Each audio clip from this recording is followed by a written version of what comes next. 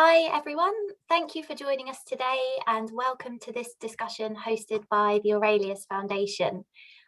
Today we are joined by Tim Lebon and Eve Riches, and they will be discussing how Stoicism can help with well-being and wellness. Just a brief foundation update for you. We're working on multiple projects at the moment with lots in the pipeline. Justin, our founder, would usually join us on the panel today, but he's actually working on another foundation initiative this afternoon. But Eve and Tim will touch on some of the upcoming projects during this webinar. Sukraj has also joined us today. She is a key member of the foundation team and she will update us on some of the upcoming events a bit later on. As always, please send any questions or comments through the Q&A or chat functions at any time. We will try to answer as many as we can, just depending on the time today, or we might try and follow up with answers afterwards as well. Also, we encourage you to get involved with the polls, which Tim will explain a little bit later on, but we have 4 polls running throughout the webinar, which should be visible to you on your Zoom toolbar. If you're not following us already, please check out our website, aureliusfoundation.com. You can sign up to our mailing list there and click through to all of our social media channels. So let's get started.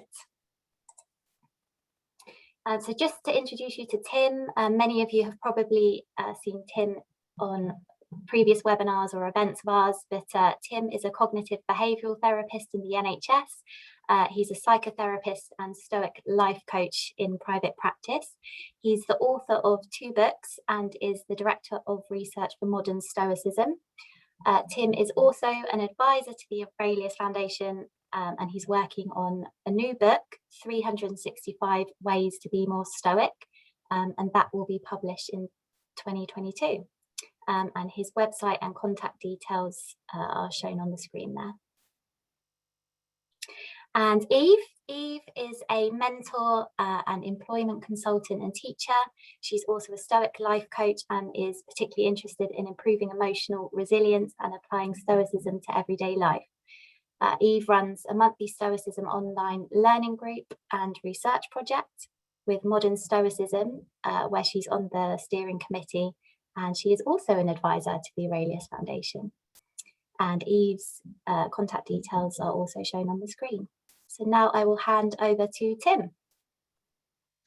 Thank you so much, Holly. So I'm really excited about joining you today to talk to you about how Stoicism can help with well-being and wellness. And as Holly said, we want you to get really involved in this. So if you're doing this live, you're going to see a little poll in a minute, which is going to ask you which of these qualities is most associated with Stoicism. If you're not watching it live, then I'd still like you to be able to answer the question for yourself. It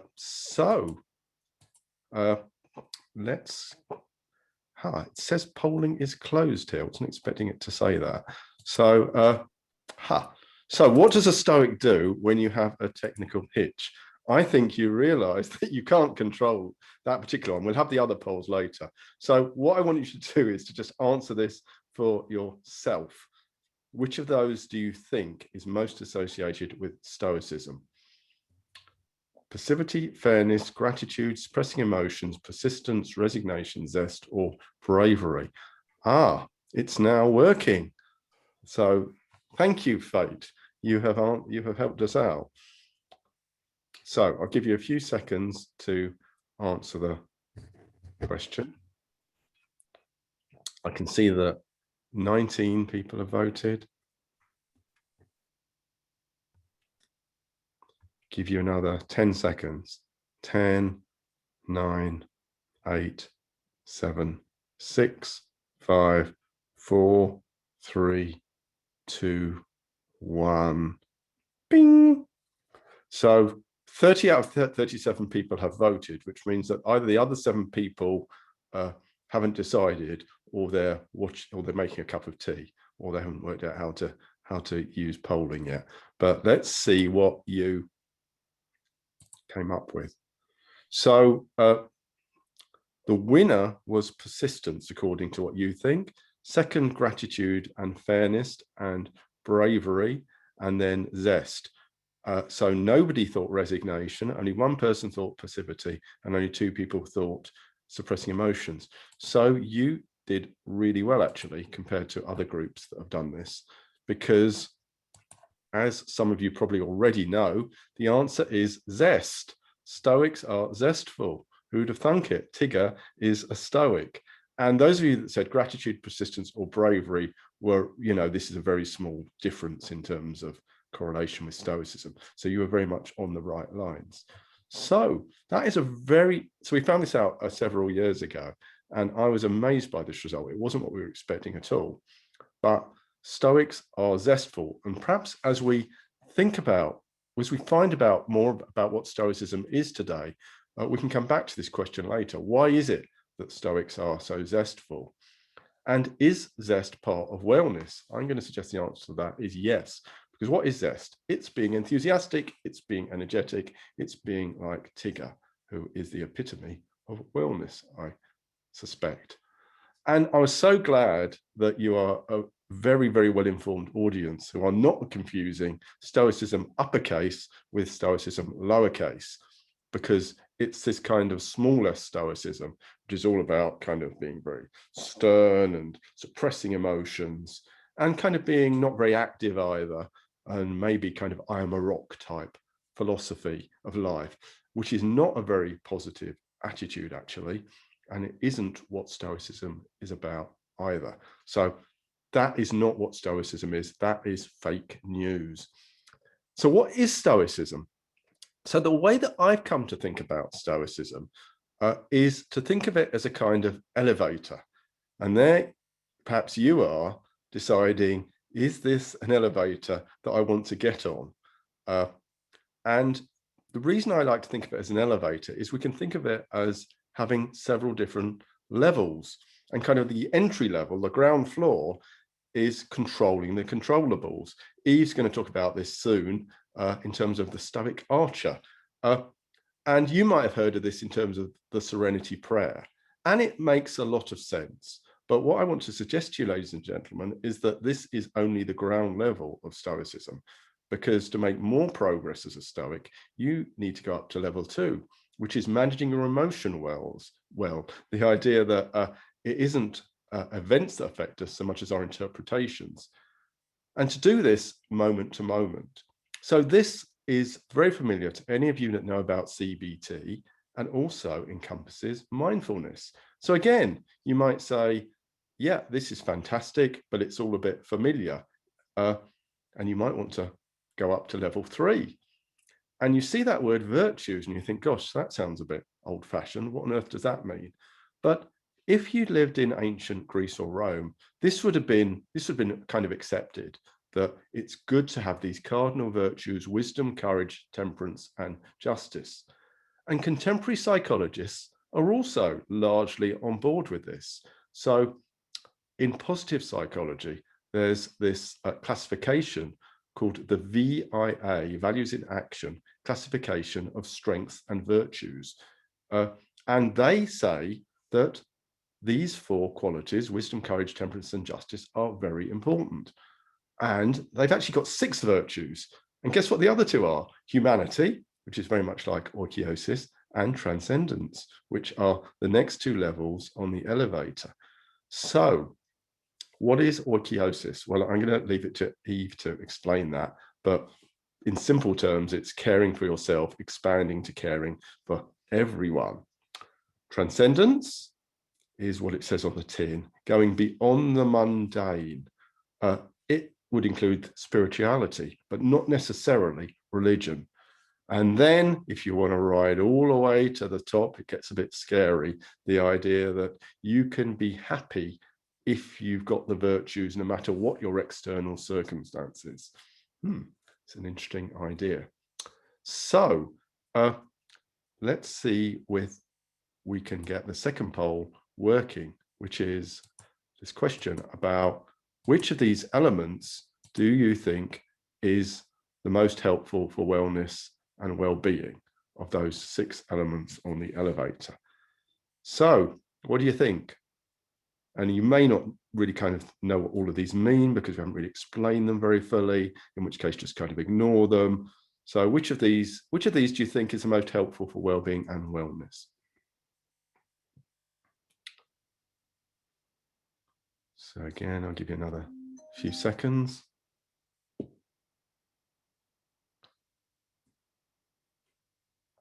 Okay, so in the polling, see what you've said. So that's very interesting. 10 of you say cultivate the virtues, 8 say managing your emotions well, 6 controlling the controllables, and 4 want to go all the way up to the top of the elevator. We'll see how that compares with later. So this is about wellness. So I'd better spend a minute or two explaining what wellness is. So it's helpful to think of it in terms of 5 dimensions. The intellectual, which is what we're doing now, being really curious, engaging our brains about something really interesting about Stoicism. The physical, it's about diet, nutrition, exercise. Social, how we get on with other people. Spiritual, the bigger things in life, purpose, meaning, perhaps religion. And emotional, managing negative emotions and also having lots of positive emotions. So do we think Stoicism might help with wellness? Again, we'll be in a good position to answer that by the end of the webinar. So I'm going to talk about what wellness is not now. And there is poor Jazz, who is having a bad day. So she's trying to do wellness, but not all that well. She drank a bit too much last night. She's got a hangover. She misses her alarm and the bus and is late for work. And her colleagues kind of give her little looks. Worse still, she's doing a PowerPoint presentation. Her computer crashes, hasn't got a backup. Oh my goodness. She wants to do a lunchtime walk, but she can't because she's got to finish her presentation. But she's looking forward to the afternoon because there's a big announcement who's got the grade rise. It's not her, it's her colleague. She's not pleased. She leaves work early and goes home to a bottle of vodka. Do we agree that that is not wellness, really? She's had a bad day. Could Stoicism have helped her have a better day? We will return to that question later. So you might be interested in the question of whether Stoicism actually works or not. As Holly said, I'm very much involved in the research on that, and I'm going to answer yes to all those questions. We could say, in fact, probably should say that we need to qualify that a little bit because this is some of our research findings, and the scientist in me wants to say that it's self-selecting samples, there's not randomized controls here. So although we've got very good results to suggest that Stoicism is significantly correlated with all of these things like flourishing, satisfaction with life, etc., we need to do more research, and we're going to be doing that with the population at large. If you're interested in more about that, go to modernstoicism.com/research. So I'm delighted to hand over to Eve Riches, who is going to tell you more about the various elements of Stoicism to help with wellness. Over to Eve. Thank you, Tim.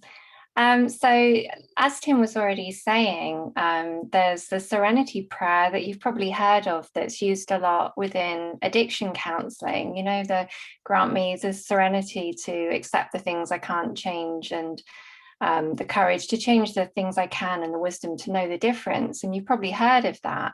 And really it's coming from this quote about being the Stoic Archer, trying to aim our precious time on this earth and our limited energy at the things that are under our control, the things that we can influence, which would only be our thoughts and our desires to act. So all the things that we can't control would be, you know, other people's behavior, obvious things like the weather, but also it could be things like our health, which we might think are under our control because we think if we try hard enough, we'll stay healthy. I try really hard to stay healthy, and I still have diseases that I'm not able to control. You could try to be a good person, and people could still say horrible things about you online, so your reputation isn't under your control either.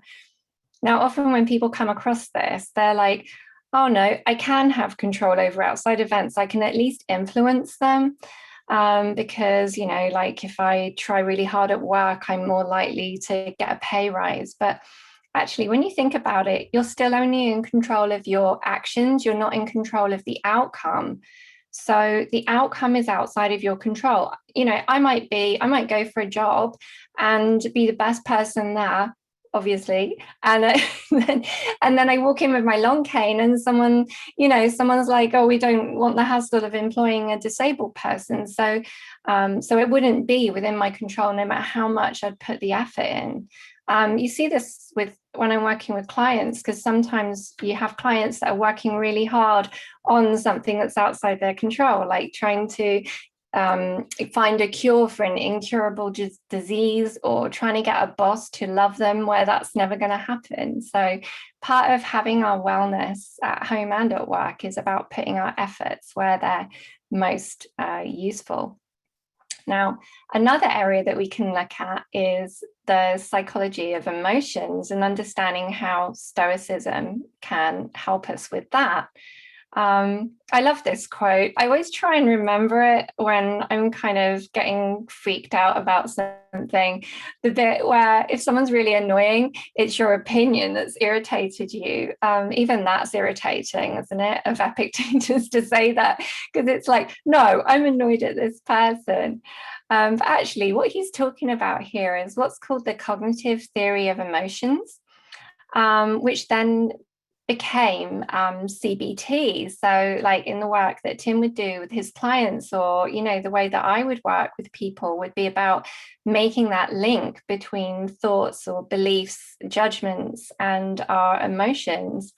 Now, interestingly, the Stoics didn't really care about you having your good emotions, and you might think, well, that sounds harsh, but it's because they would say Stoicism isn't about feeling joy, it's about getting your head straight about seeing the world as it really is. And that if you do that, then your emotions will naturally come good. They'll naturally be beautiful, harmonious. And then you'll feel joy. So it's kind of like a side effect of living with wisdom. So our good emotions are based on having correct beliefs. So understanding that although it might be preferable to have things like health or wealth, that we can still be a good person and we can still live with virtue and potentially have a good life despite not having those things. And it's also, like we were saying in the previous slide, it's about directing our efforts at things that are under our control. So our good emotions tend to be pretty chilled out, quite calm, quite stable. Whereas the bad emotions, like feeling anxiety or anger, they tend to be very overwhelming. They tend to be they're going to be based on false beliefs always, because that's what makes them the bad emotions. They're very unstable and confusing. Now, one of the things that I find really useful from this is Seneca's 3 movements. And so if you've not come across these before, the first movement is like your animal-like response. And I just had one at the beginning of, if you saw me making a funny face at the beginning of this webinar, my whole screen had gone completely black, like nothing on it at all. And I felt myself like sweat for a minute. And that's actually completely healthy. And it doesn't matter that we have these animal emotions. There's nothing wrong with that. That's our kind of initial animal response to a threat. But then it's more about the second movement, which is where our beliefs have kicked in. So where we're saying to ourselves, something actually bad is happening here. And, I need to run away. I did think about just shutting my laptop down and just, just gonna leave. So that's the moment where our beliefs are starting to kick in. And it might be, in my case, I would struggle more with anxiety. So I might be saying to myself, I need to leave this situation. It's a threat to me. The third movement is where we're fully on board with this, with these impressions that we've got, these judgments. And so now we're lacking wisdom because, you know, we're believing something that's false. We're more likely to be unkind to others. So we lack justice because we might start shouting at people, for example, if we've lost our temper. We're more likely to, you know, we're out of control, so we haven't got temperance, we're not doing things with self-control, and we might run away from things we should have faced up to, so then we lack courage. So I often, with clients and with the group that I'm running, we talk about mind the gap, the idea that it's like a metaphor of a train has come into the station, and that's your emotion that you're experiencing. And you can get on it or not. You can choose not to get on it. And so you can notice that moment when you have the opportunity to consider how your beliefs are coming in. So I had a really traumatic thing happen a while ago, so I'm sorry to share this with you if it's triggering for any of you, but I was going to go into an online meeting, and unexpectedly it wasn't Zoom, it was Google Meet, and I didn't know how to use it, and I got very upset and felt quite upset by it. At the time, I genuinely did. And actually at that moment, I had to tune into what my beliefs were that were coming up at the time. And I realized I was thinking, I'm being hurt, someone's done this on purpose, all kinds of like completely false beliefs. And I was able to kind of laugh about it. And so, you know, that gave me the opportunity to realize that I didn't have to get on the train of feeling upset. You might think why I was upset about Google Meet is because I work really hard because of my visual impairment to learn certain programs that I use all the time. So I felt out of my depth. Now, you might think she's given us a really stupid example there because who cares about little IT things? But actually, empirical evidence shows us that life events like bereavement or losing your job or something can be, although they're devastating at the time, because people have got a lot of resilience, and they might also bring a lot of resources to bear, or the community might potentially support them. And they might be more understanding of themselves. They might have more compassion. They deal with things like bereavement. People are pretty good at bouncing back from that, or like a horrible health situation. Whereas these daily hassles, as they're called, so things like getting stuck in traffic or whatever, if you don't get your head round how to deal with those things, then you're going to have a higher degree of arousal constantly. And then that causes things like heart disease, anxiety, depression, even cancer, because it raises cortisol levels in the bloodstream and suppresses your immunity. So when we learn to start to get our prefrontal cortex to, send messages to the animal part of our brain, our limbic system, and to get used to doing that, and say, yeah, I feel something, but I'm not gonna kind of jump on board it, then that's actually really good for our mental and physical health. Now, talking about like taking good care of ourselves, as Tim mentioned at the beginning, I know I bang on about it and you might have seen me talking about it before, but I was going to talk about oikeiosis, because it's one of my favorite things. I work with a lot of people who they're so motivated to do well by others and to take care of others. And so they may actually be doing that too much. So how can this idea of oikeiosis help us? So oikeiosis is often translated as meaning appropriation, or what belongs to us. But one way, like Tim was saying, is thinking about it as caring for ourselves and caring for other people. Now, this is actually an instinctive thing. This comes from, a basic idea that we want to survive. And so we're going to want to take good care of ourselves. But also, if you read Cicero, I was reading on the ends in book 3, he's talking about this, where he's saying we all have it in us that we can move beyond that and start to live according to virtue. So we're on this journey towards living with virtue. But the other part of oikeiosis is caring for others, and that's really important too. And so again, initially it would just be part of our instinct to care for our children, but and our immediate family, but we learn to extend those circles of care or concern towards our community.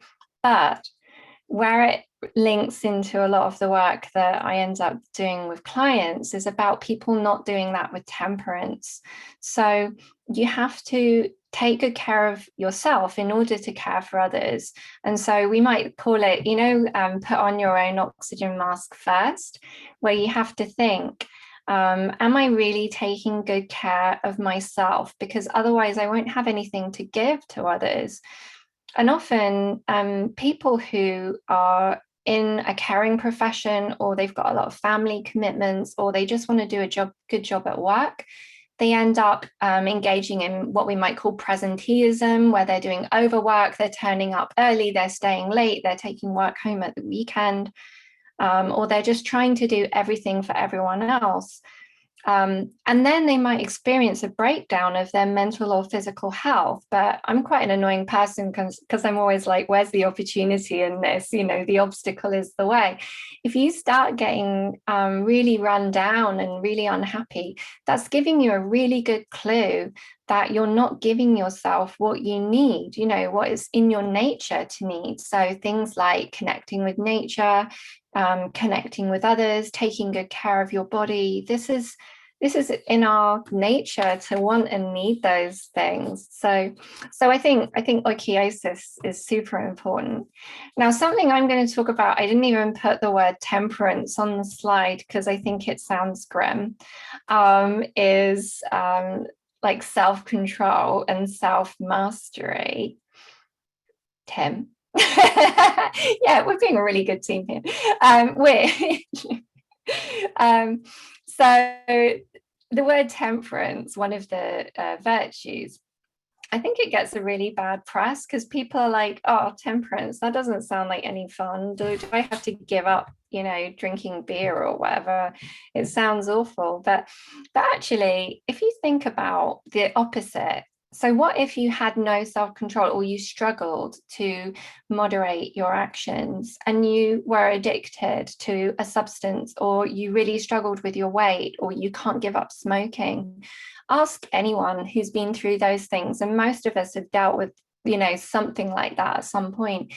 It's super painful, and it's the absolute opposite of thriving. So actually, working on self-mastery and self-care is one of the biggest things that you can do to have more joy and in your life, and to take good care of yourself. I love this quote. It's actually from a Guardian article about, should we be trying to take cold showers, and like, what would that do for us? But I really relate to it. The idea that I have I don't want to get out of bed, or why can't we just live off ice cream? That is like going on in my head all the time. Now, when people are thinking about their their behaviors, like eating and drinking and smoking, they're often trying to relate this to self-control. So they're like, if I got enough willpower, I'd be able to overcome these behaviors. But actually, self-control doesn't really work. You run out when you're tired, and if you've had a hard day.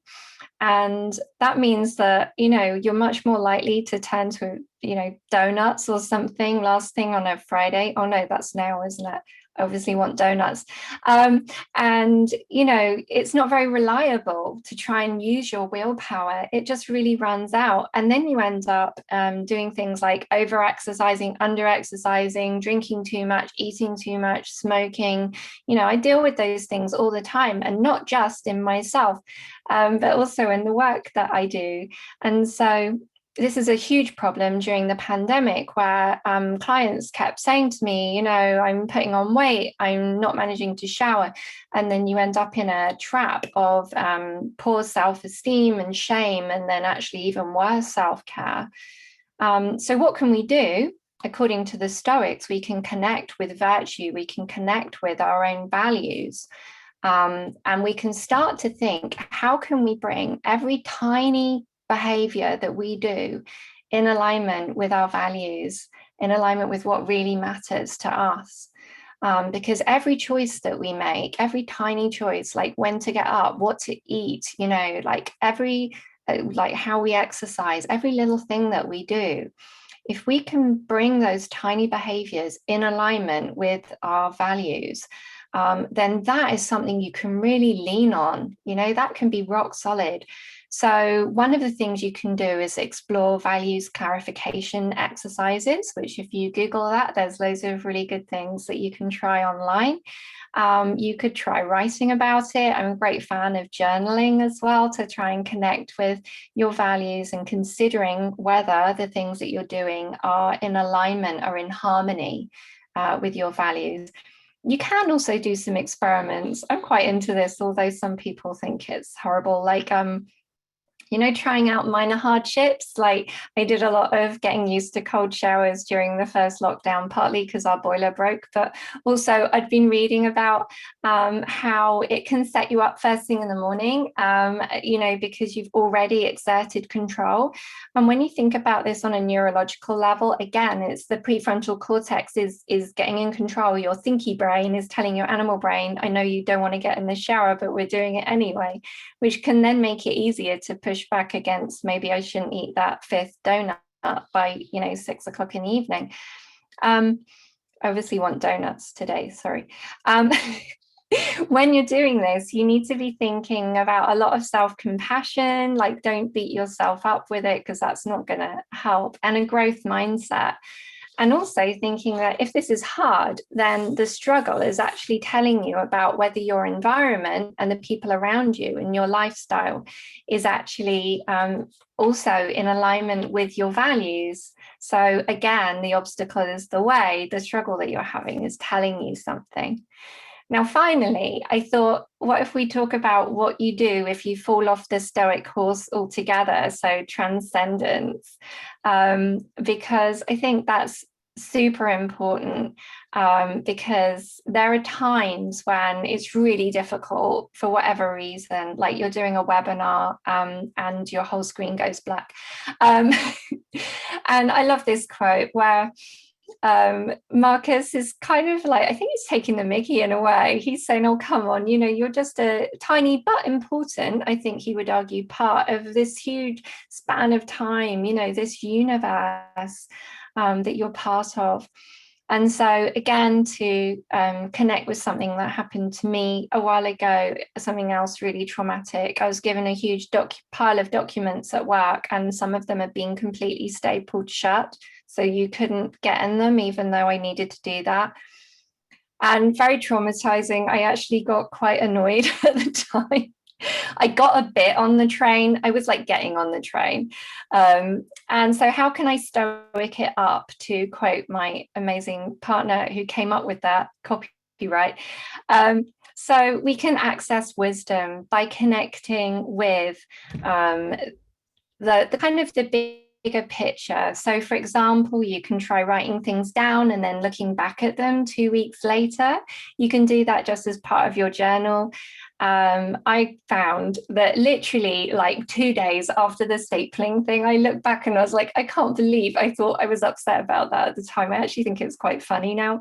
So, you know, often not everything is funny when you look back, but if you can connect with the fact that things that seemed really important and upsetting at the time, when given a bit of space and time, they don't anymore, then you can start to bring that transcendence into the present moment. And you can think, you know, we're all going to die. Don't say that out loud when you're at work, because people don't like it apparently. But I often try and think that when I'm really losing it over something, you know, does this really matter? And finally, I just wanted to, you know, recommend a couple of resources. Donald Robertson has an amazing meditation that he wrote, that's The View from Above, which you can find online. I wrote one that was completely different because I didn't want to try and compete with that, about how we are all made of the atoms that come out of stars, that I stuck on my website. There's the Pale Blue Dot video that Carl Sagan did. And something I often use with clients, there's a thing where if you go on YouTube It's got measuring your life out in jelly beans. So next time something awful happens and you're like, oh no, I really need to get very upset and spend a lot of time thinking about this thing, think, is this worth my jelly beans? So yeah, there's my recommendations that basically you can sort your whole life out on YouTube. So thank you, and I'll pass back over to Tim. Thank you, Eve, for that very engaging ride up the elevator all the way up to level 5. So now we're here. Do we want to go to the very top? What is at the top? Well, it's this strange idea that all you need are the virtues. Now, we could spend the whole kind of hour on debating this, but I'm just going to offer 2 arguments which they're not original arguments. In fact, the first one comes from this gentleman, Socrates, as described by Plato in the Euthydemus. So what Socrates says is that anything else except actually wisdom, not even the whole of the virtues, wisdom, it's only conditionally good. So take money. Is money a good thing? It seems to be what many people are trying to gain a lot, isn't it? And Socrates says, well, it depends. Of course, money can be a good thing if you spend it on things that are worthwhile, if you give it to good causes, it's a very good thing. But what if you spend it on drugs? It's not such a good thing. So money is not good unless you use it wisely. And that is true of pretty much everything. So that's the first argument, that only wisdom is unconditionally good and everything else is only good if you use it wisely. The second argument I owe to my colleague Chris Gill, and because I had a debate with him, which you can see online if you Google it, where I was kind of playing devil's advocate a little bit, but also kind of thinking, to be honest, is this right? So the Stoics talk about this thing called preferred indifference, which I'm not going to talk about because I think we should kick that phrase firmly into touch. But what it amounts to is the idea, which is kind of the same as what Socrates was saying, but it's the other side of the coin. And it goes like this, which is that you will foul up your life unless you have the virtues. So think about relationships.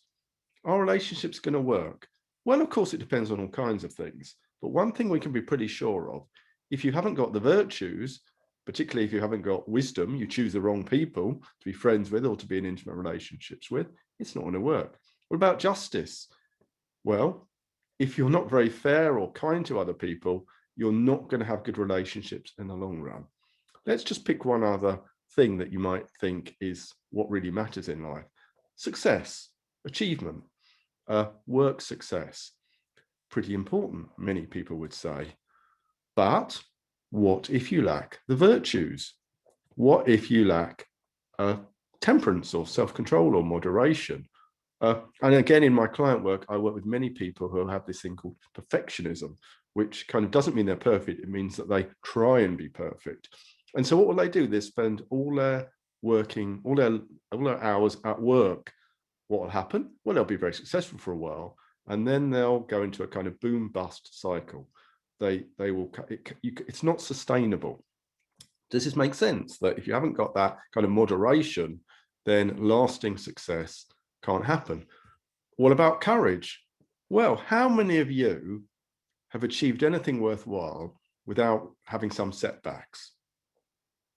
There are always setbacks in life. So what is the quality you need to overcome setbacks? Courage. Courage meaning kind of much more than just kind of being brave in battle. It means overcoming discomfort to achieve what is worthwhile, overcoming discomfort. So would you agree then, are you on board with this, that these 4 qualities, the key virtues, are really important? And so what the Stoics say is that if you prioritize these, if you make your life's goal to be the best version of yourself, to try and kind of cultivate these qualities, then you've got the best chance for being a good person, and you've got the best chance for happiness and to make a positive difference to the world. Does that sound like it's plausible? And then, of course, if that's how you're judging yourself, then really you're free as well from judgment. You know, you don't need that external validation, because you're pulling your own strings and you are judging yourself by how well you're doing according to living up to these values or virtues.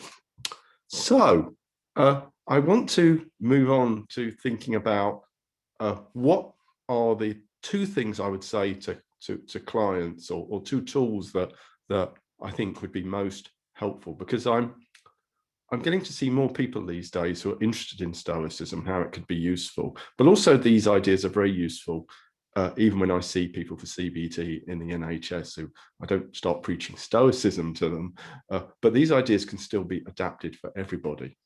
So the first idea is the premeditation of adversity. You might have heard of that, sometimes called negative visualization.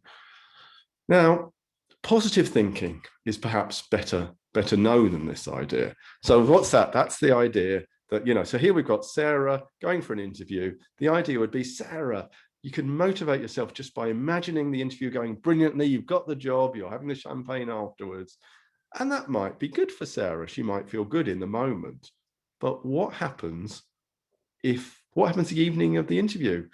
Does she do that extra preparation, or does she kind of, a bit of her brain thinks she's already got the job? And what about when she doesn't get the job? She's going to be very disappointed. So the Stoics advised a different policy, the opposite policy, the power of negative thinking, if you like. Now, part of this has a very practical aspect. She might think, what difficult questions might they ask, and then be better prepared. So that's good. But it goes further than that. She actually should consider, what if I don't get the job? How can I cope with that? What can I tell myself? What virtues do I need? And so if she doesn't get the job, this is a kind of like a rehearsal, emotional rehearsal of how she can cope with it. So if she doesn't get the job, then actually she's much more likely to cope with it better. By the way, this has a nice little side effect, which is that then your expectations are relatively low, and then if you do get the job, you're you're even happier than you might have been otherwise.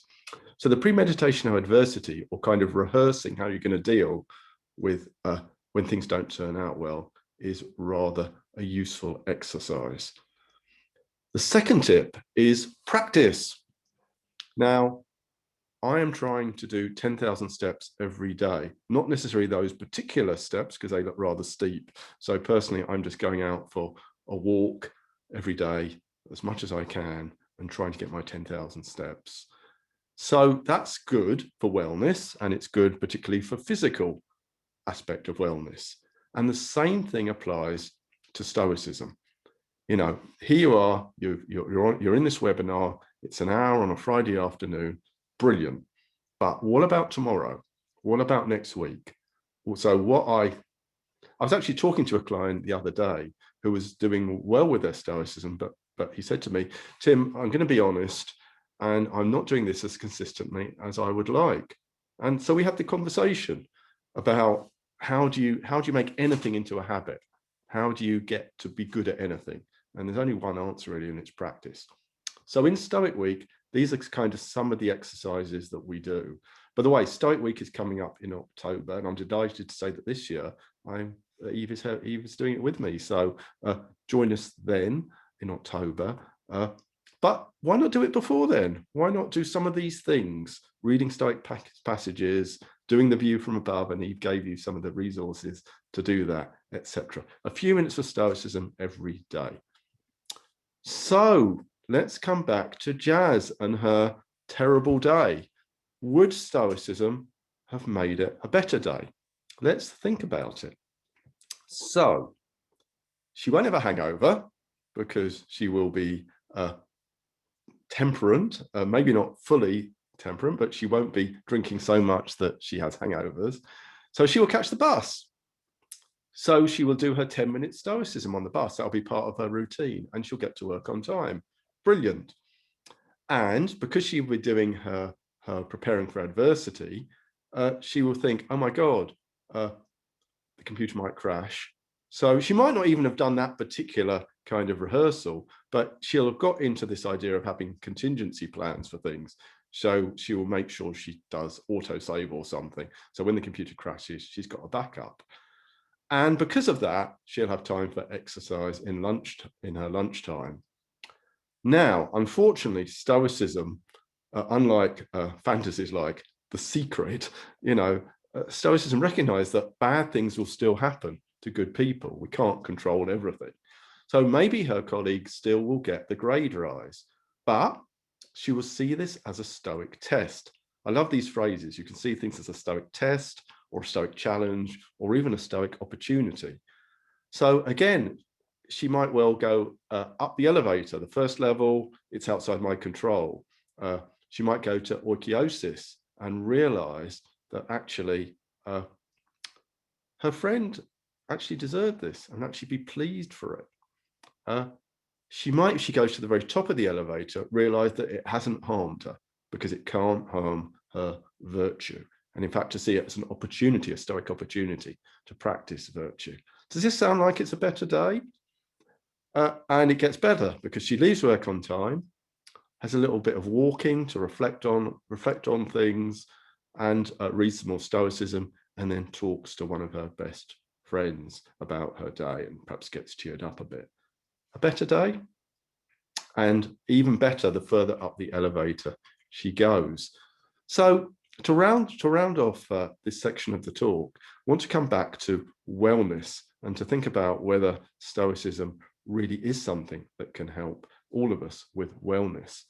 So let's come back to the 5 aspects of wellness. So do we agree that Stoicism and learning about Stoicism can help with the intellectual side? Well, I think it can. Let's link it with the Stoic elevator. So I think the first 2 levels, controlling the controllables and the Stoic Archer and managing emotions, help most with the emotional part of wellness and to help us be more like Tigger. By the way, my thought about why Stoicism is connected with zest so much is because we're not expending so much energy rather, trying to control things that we can't control. So we're not so frustrated. So moving up the elevator to cultivating virtues and oikeiosis, Stoicism can also help with the social side of things. And for it, as Eve was saying, we can use moderation or temperance to make sure that we look after our physical needs. And what about the spiritual side? Well, clearly that's most linked with transcendence, the view from above, thinking about what really matters in life, what's significant, is this going to matter in 1,000 years? What part do we play in the wider scheme of things? And with this idea that we should focus mainly on the virtues. Does that make sense? So let's come back to this question that we had to start with about which aspect of Stoicism is most helpful. So I'm going to do the very same questions that we did before. Have you changed your mind?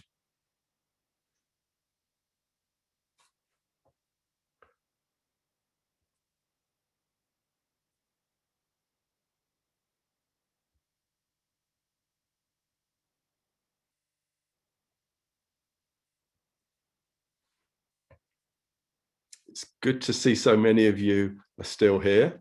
This is where we really see how engaging it's been as to how many are still on board with the polls. And it looks like most of you are, and there's some very interesting answers here. It looks like many of you are going all the way up the elevator. Let's give you another few seconds. Nearly everybody's voted. I'll give you 3 more seconds. 3, 2, 1. Bing. Right.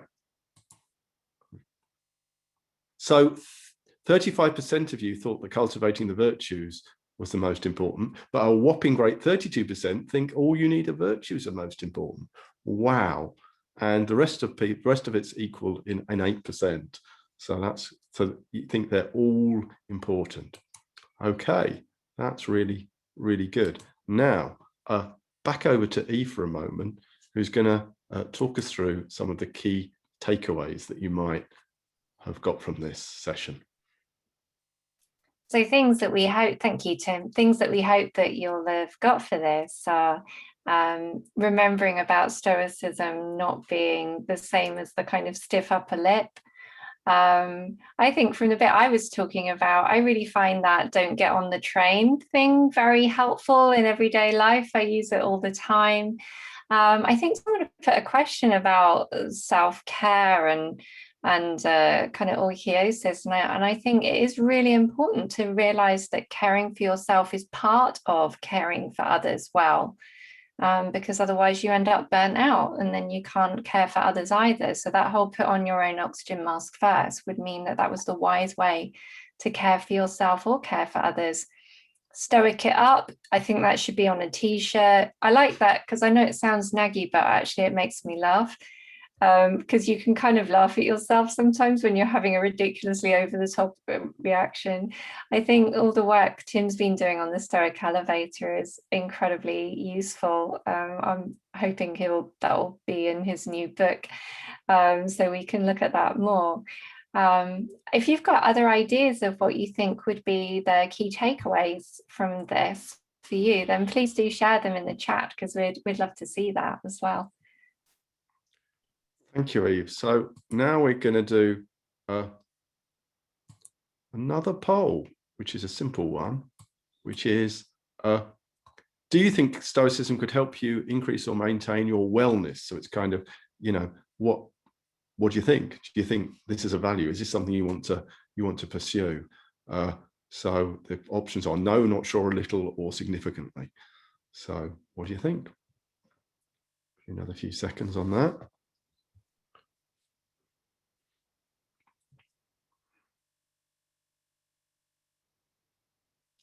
So 5, 4, 3, 2, 1.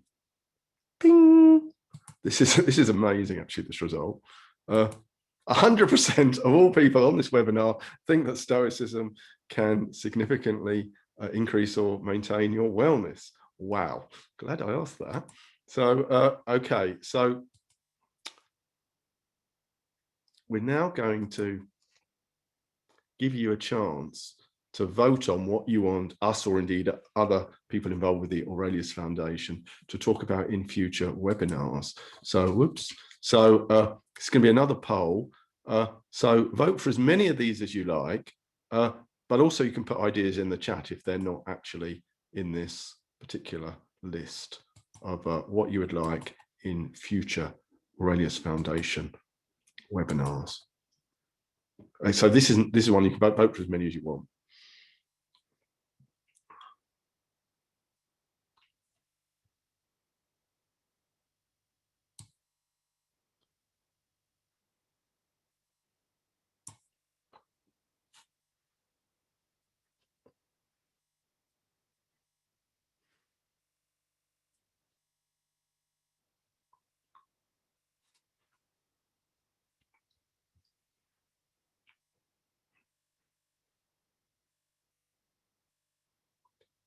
So you can see some of you are adding things to the chat.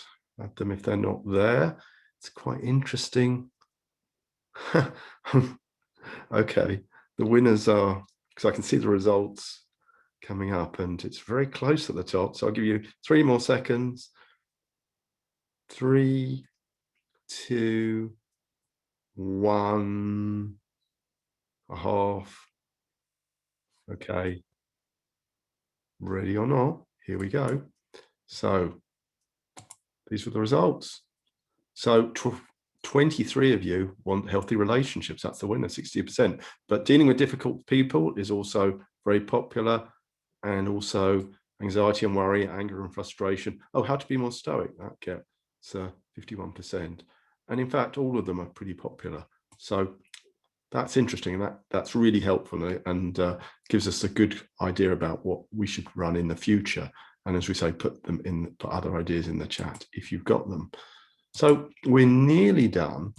We're just gonna share a couple of books that we think might be of interest. So the Aurelius Foundation's very own John Sellers would be the book that I'm recommending to people as one of the first ports of call. It's a really clear introduction, short, but got a lot of good ideas in it. So that would be my suggestion if you haven't got it already.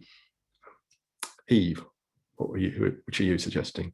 So I'm going a bit left field here with Darren Brown, because I love him, and if you don't know him, he's a magician and a psychologist, but also a philosopher and very much a Stoic as well. So Happy is really a lot of it is about Stoicism, but also he's got a new thing out on Audible, Boot Camp for the Brain, and that's got loads of stuff to do with Stoicism in it as well as a lot of neuroscience and cognitive science. So it's a really good, a very helpful in terms of wellness, I think, particularly mental health.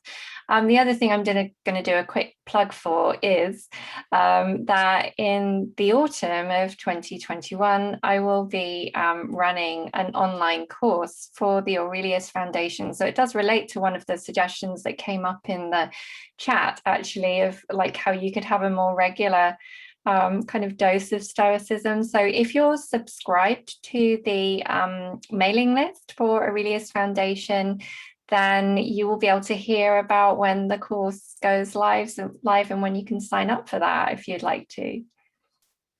Thank you, Eve. Now, we're trying to innovate in the Aurelius Foundation, and whilst we're on the subject of wellness, what could be better than combining learning about Stoicism with doing something that not only increases your physical fitness, but really challenges you? And so we're hoping, it's in the pipeline, we haven't got any dates announced, we're hoping to do a Stoic survival training. It might be 1 day, might be 2 days, we're not quite sure it will be, it might be somewhere like that. And it'll be run by a fully qualified survival expert who's also into Stoicism, co-facilitating with a Stoic expert. So if that sounds interesting to you, then get on the mailing list. If you're particularly interested in it, you can just email me directly, because I'm not going to be running it, but I'm very interested in making that happen. So that's all Eve and I were going to say. We'll see if we have any time for questions later. If not, we'll get back to you about them. And now it's over to Sukraj. Thanks, Tim. Just before we launch the upcoming events, I want to say a huge thank you from everyone at the Foundation and everyone that's dialed in today, to both yourself and Eve, for sharing all of your experience and insights. It's certainly given me a lot to chew on over the weekend, and it's really topical during UK Mental Health Awareness Week. So thank you so much. I know you're both extremely busy. So just as a reminder, everyone, there is a Stoicon ex-military event that's happening tomorrow. We will be reposting the link on all of our social channels if you haven't already got your tickets. It's looking great. The lineup looks absolutely brilliant. I'm convinced there's going to be lots of compelling discussions on there. You can see the lineup on the Eventbrite page as well, but we'll ensure that's posted today. On the 5th of June, there's also the Stoicon X event for women as well. And we'll repost the links on our social channels tonight for you all. In terms of our upcoming events, we're going to have a few webinars in the pipeline now. We're focusing around nature, around Roman history. We're also looking at Stoicism and addiction as well. So we have lots of interesting things coming up. Again, if you subscribe to our mailing list, we'll make sure that everything comes out to you via email, and you can also keep an eye on our website. Back to you, Tim. Thank you very much, Sukraj. So we have literally 1 minute left. Eve, I'm putting up the Q&A now. Can we pick one of those questions, do you think? Wasn't there one that was something about caring for others when it's taking from yourself or something? Yeah, exactly. Something like that. It's quite difficult for me, to read. And actually, I do think that when you think about sustainability in terms of caring for others, that if it was continuing to compromise and take from you, then it's about whether you can care for others for 1 day, or whether caring brothers and caring for your community can be part of how you live your whole life. And if it's going to be sustainable, then it's got to not be taking from you. It's got to be part of what gives to you. It's got to be part of how you thrive. It can't just be that you're running on empty, because ultimately you won't be able to carry on doing it. So it wouldn't be wise and it wouldn't be sustainable. So that would be my argument there. Yeah, and I agree. I come back to what you were saying, Eve, about the oxygen mask. If you don't put your oxygen mask on, then you can't help other people. No. So we do want to help other people, but we need to make sure our own needs are met as well.